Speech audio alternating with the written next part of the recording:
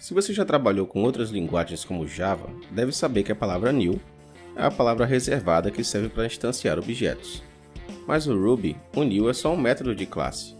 Ao chamar o new, o que o Ruby faz é chamar internamente outro método chamado initialize. Para quem vem de outra linguagem, isso pode soar estranho, já que em Java, por exemplo, o construtor tem o mesmo nome da classe, mas em Ruby não. Em Ruby, para criar um construtor, nós usamos o método initialize passando ou não passando parâmetros.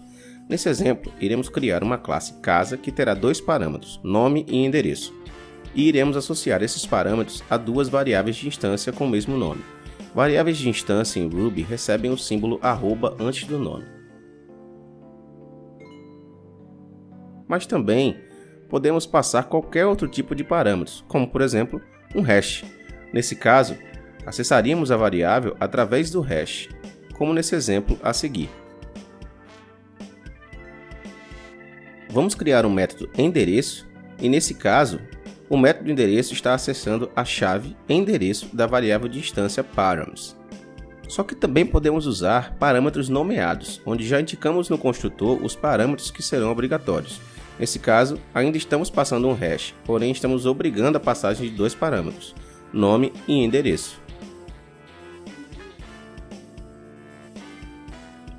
Veja o que acontece se tentarmos instanciar a classe casa apenas passando o nome.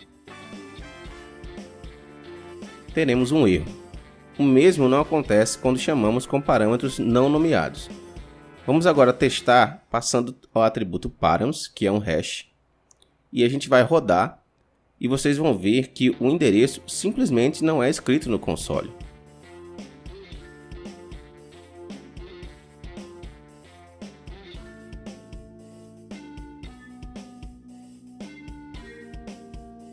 Mas nós podemos ir muito além disso.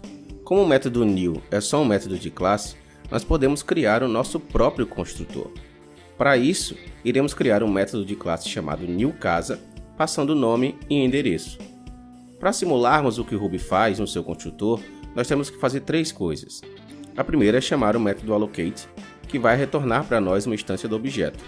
O segundo passo é setar as variáveis de instância, recebendo os valores passados através dos parâmetros. A gente vai fazer isso usando o método instanceVariableSet. Esse método ele vai receber um nome do atributo, como um símbolo, e o valor que a gente está querendo setar para essa variável. A terceira coisa que a gente tem que fazer é retornar a instância.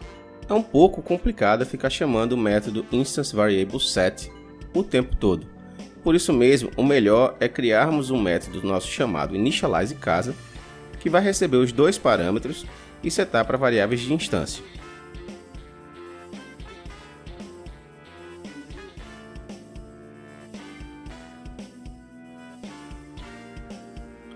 Outra coisa que podemos fazer é remover os dois parâmetros do método newCasa e substituir por um parâmetro com o operador split.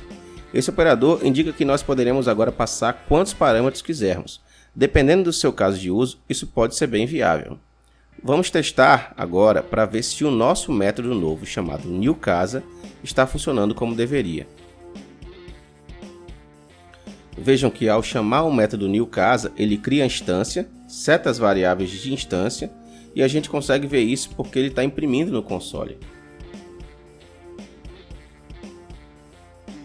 Bom galera, por hoje é só e a gente se vê na próxima sexta no nosso próximo Code Drops. Valeu!